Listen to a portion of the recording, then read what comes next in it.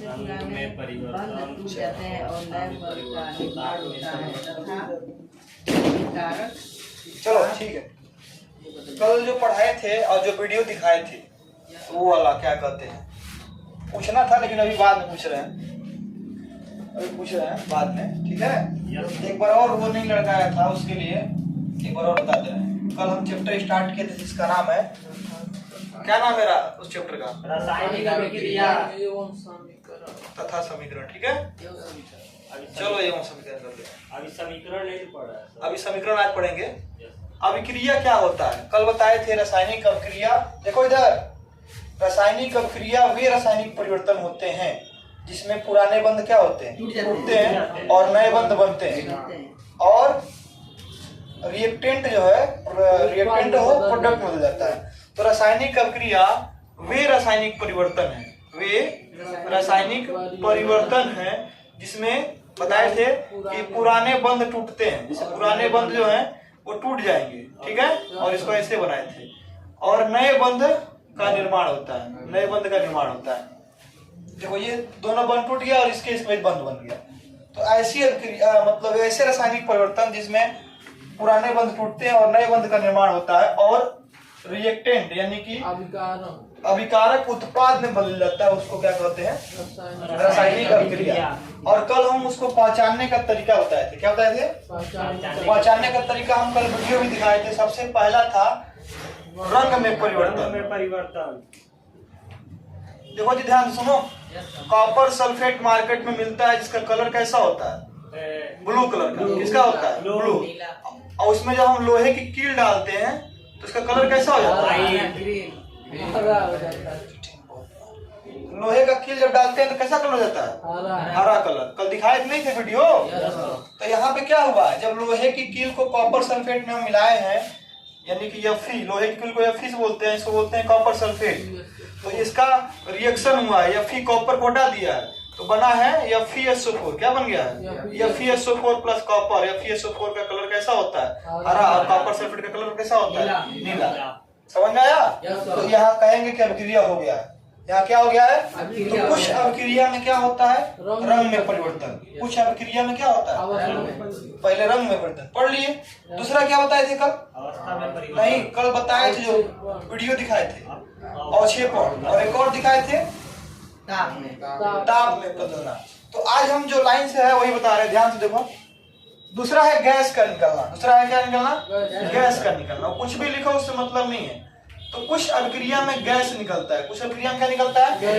जैसे जो हमारे सिलेबस में है उसकी ही बात करेंगे हम।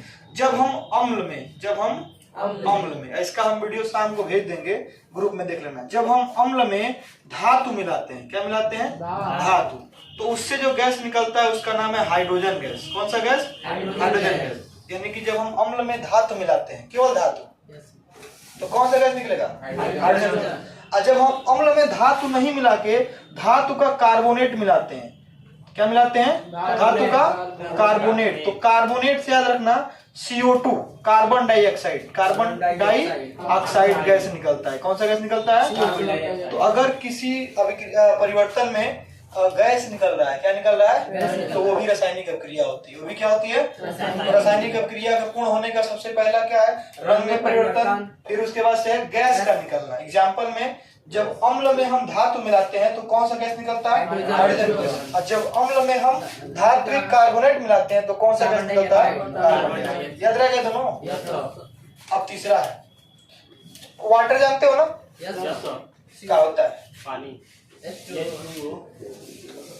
उसके बारे में और कैसे बनता है वाटर? सर हाइड्रोजन का एक परमाणु और ऑक्सीजन का 2 परमाणु। वाह, लग रहा है कर जहाँ पढ़े हैं सब यही पक्का पढ़े हैं सब। ये पक्का सर जी का वही वर्ड है। हाइड्रोजन का 1 परमाणु और ऑक्सीजन का 2 परमाणु। सर 2 नहीं होगा तब हाइड्रोजन का 2 होगा। क्या बताती है? देखो ध्यान से, जब हाइड्रोजन और ऑक्सीजन आपस में अभिक्रिया करते हैं, हाइड्रोजन और ऑक्सीजन, हाइड्रोजन प्लस क्या ऑक्सीजन अभिक्रिया करता है तो वह जल बनता है। क्या बनता है? जल। अब हाइड्रोजन गैस अवस्था में होता है। किस अवस्था में? और ऑक्सीजन भी गैस अवस्था में होता है। लेकिन जल जो बनता है वो लिक्विड अवस्था में होता है। किस अवस्था में होता है? तो यहाँ से गैस जो है ना वो किस में बदल गया? लिक्विड। तो ये हो जाएगा तीसरा अवस्था में परिवर्तन। किसमें परिवर्तन? अवस्था में परिवर्तन। समझ में आया? तो किसी अभिक्रिया में उसमें क्या परिवर्तन होता है? अवस्था में। समझ आया? चौथा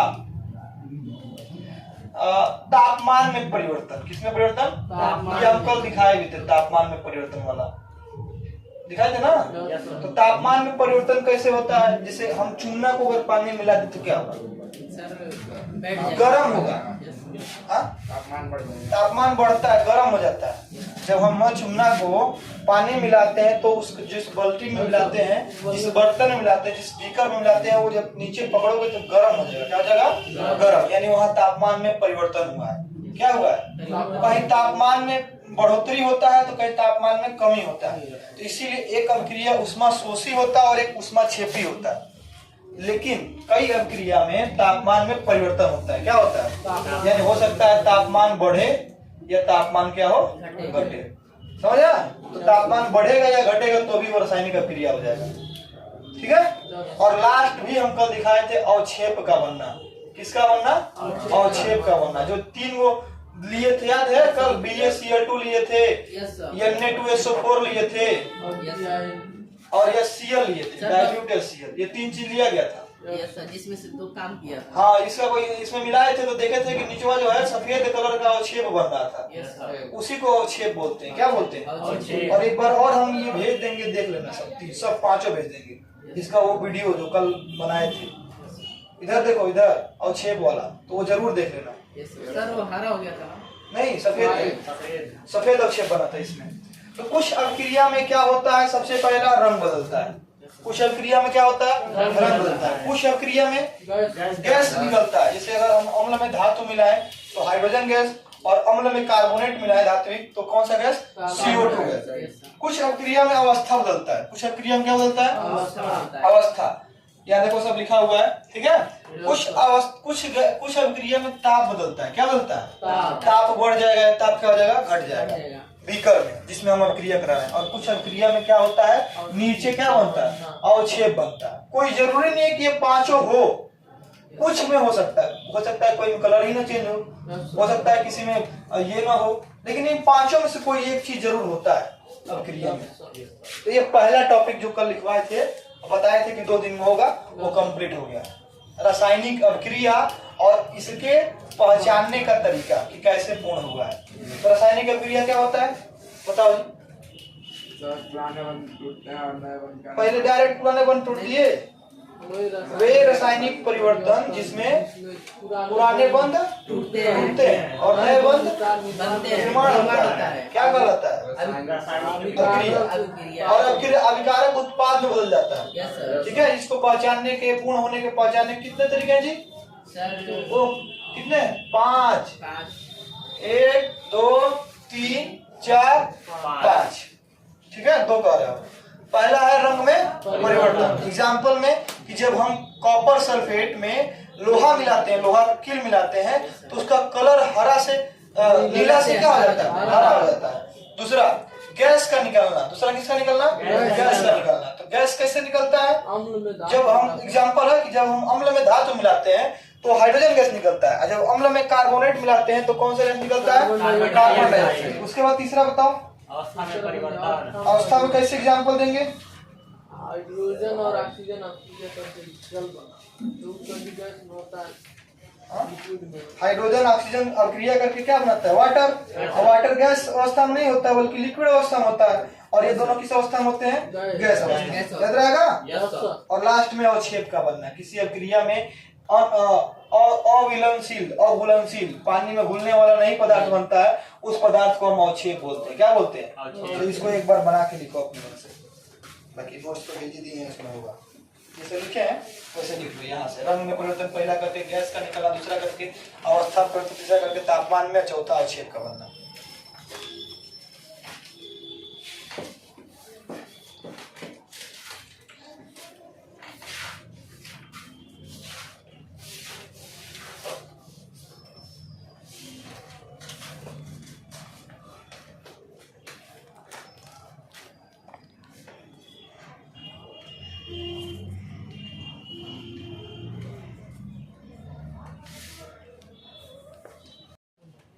अब तो बढ़िया कमाते होंगे। कहाँ घर है? रामपुर बन है।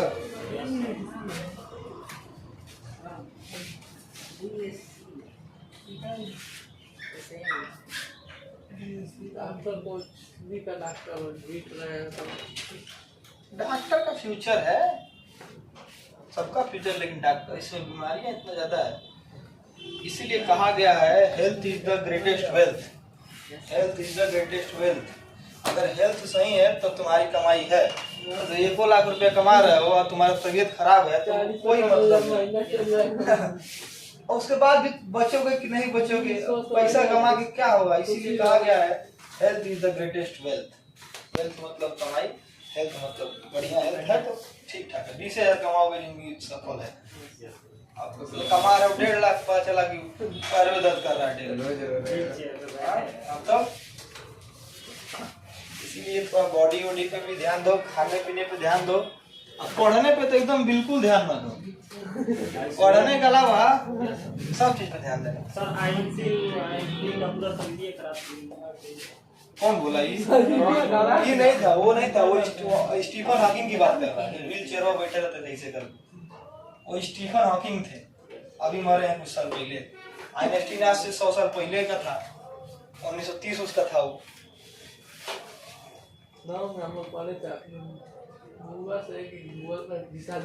वो स्टीफन हॉकिंग की बात कर रहा है, व्हील चेयर पे बैठे थे, खाली दिमाग काम करता था उनका। यस सर, कोई अंग नहीं काम करता था, वो गिर गए थे जहाज पर से।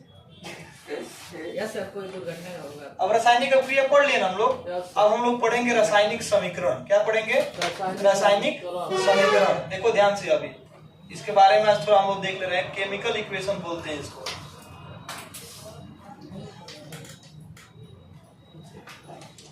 फॉर्मूला, फॉर्मूला मतलब सूत्र, फार्मूला को बोलते हैं सूत्र हिंदी में।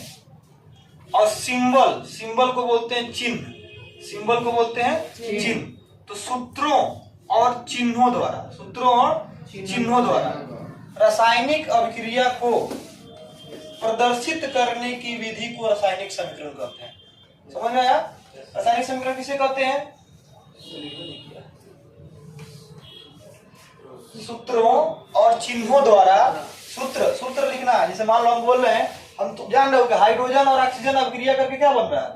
हाइड्रोजन ऑक्सीजन अभिक्रिया करके जल बनाता है। ये कोई बोला? अभिक्रिया करके क्या बनाता है? जल। अब इसी को सूत्र बनाना है, यानी हाइड्रोजन का सूत्र होता है H2, ठीक है? ऑक्सीजन का सूत्र होता है O2, ऑक्सीजन का। और ये अभिक्रिया कर रहा है आपस में, तो उसके लिए प्लस लगा देंगे। और क्या बना रहा है? वाटर। क्या बना रहा है? वाटर। तो ये जो चीज बन रहा है इसी को बोलेंगे रासायनिक समीकरण। समझ आया? तो ये सूत्र हो गया। और है जो प्लस है और जो ये तीर बना है ये चिन्ह होगा। ये क्या हो गया? चिन्ह। और ये सब सूत्र हो गए सब। तो सूत्रों और चिन्हों द्वारा रासायनिक अभिक्रिया को व्यक्त करने की विधि को क्या कहते हैं? रासायनिक समीकरण कहते हैं। समझ गए? बताओ तो थोड़ा। यही सूत्रों एवं चिन्हों द्वारा, ठीक है? रासायनिक सूत्र कर देना। रासायनिक सूत्रों एवं चिन्हों द्वारा रासायनिक अभिक्रिया को व्यक्त करने की विधि को रासायनिक समीकरण कहते हैं। समझ रहे हो? क्या नहीं समझ रहे हो? समझ रहे हो? जैसे हम बोल रहे हैं, फिर बोले नहीं, फिर बोले कि नाइट्रोजन, हाइड्रोजन, नाइट्रोजन तथा हाइड्रोजन, नाइट्रोजन तथा हाइड्रोजन आपस में अभिक्रिया करके, आपस में अभिक्रिया करके अमोनिया बनाते हैं। क्या बनाते हैं? तो ये तो अभिक्रिया है। अब लिखा है नाइट्रोजन, तो नाइट्रोजन का सूत्र लिख दिए, हाइड्रोजन का सूत्र लिख दिए, और आपस में अभिक्रिया कर रहा है तो प्लस कर दिए। और क्या बनाता है? अमोनिया। तो ये जो चीज लिखे हैं ये रासायनिक समीकरण है। तो रासायनिक अभिक्रिया को, रासायनिक अभिक्रिया को सूत्रों एवं चिन्हों द्वारा व्यक्त करने की विधि को क्या कहते हैं? रासायनिक। नहीं समझ रहे हो? समझ गए सर। तभी कहाँ ऐसे कर रहे हैं? समझ गए ना? सूत्र और चिन्ह द्वारा क्या रासायनिक अभिक्रिया को व्यक्त करने की विधि को क्या कहते हैं? रासायनिक समीकरण। अब ये 3 प्रकार के होते हैं। रासायनिक समीकरण कितने प्रकार के होते हैं? 3 प्रकार के। ध्यान सुनो कितने प्रकार के होते हैं? 3 प्रकार के। सबसे पहला होता है जिसका नाम है वर्ड इक्वेशन, शब्द समीकरण। क्या नाम है इसका? शब्द समीकरण। दूसरा है स्केलेटन इक्वेशन। क्या नाम है इसका? ढांचा समीकरण। ठीक है। और तीसरा है बैलेंस्ड इक्वेशन, संतुलित समीकरण। बस समझो ये कैसे, इसका मतलब क्या हुआ। सबसे पहले वर्ड इक्वेशन का मतलब क्या हुआ। इसमें कह रहा है नाइट्रोजन और हाइड्रोजन, तो लिखो नाइट्रोजन और हाइड्रोजन। नाइट्रोजन और हाइड्रोजन मिलके क्या बना रहा है? अमोनिया। तो ये हो गया अपना शब्द इक्वेशन। ये कौन सा इक्वेशन हो गया? शब्द इक्वेशन। ठीक है, केवल वर्ड में लिखा गया है। अब इसको स्केलेटन मतलब इसका फार्मूला लिख दिए कि नाइट्रोजन का फार्मूला होता है N2 और हाइड्रोजन का फार्मूला होता है H2 और अमोनिया का फार्मूला होता है NH3। तो ये हो गया ढांचा, स्केलेटन। अब इसको अगर हम संतुलित कर दिए, क्योंकि 9th में पढ़े थे द्रव्यमान संरक्षण का नियम। किसका नियम? इधर नाइट्रोजन कितना दिख रहा है? 2, इधर एक ही है, तो बराबर नहीं है दोनों, तो अब बराबर करेंगे। इधर कितना है? 2, तो इधर 2 से गुणा कर दिए। ठीक है, तो ये नीचे करो इस वाले में, N2 plus H2 max ammonia. Nitrogen कितना है इधर? 2, इधर एक भी नहीं है, एक ही है, तो 2 से गुणा कर दिए। अब हाइड्रोजन 2 3 कितना हो गया? 6, इधर है 2, तो इधर 3 से गुणा कर दिए। ठीक है। और इस नाइट्रोजन गैस अवस्था में होता है, हाइड्रोजन भी किस अवस्था में होता है? गैस। और अमोनिया भी किस अवस्था में होता है? तो ये हो गया हमारा बैलेंस इक्वेशन। समझ में आया क्या बोले हैं? किताब दोगे एनसीईआरटी का?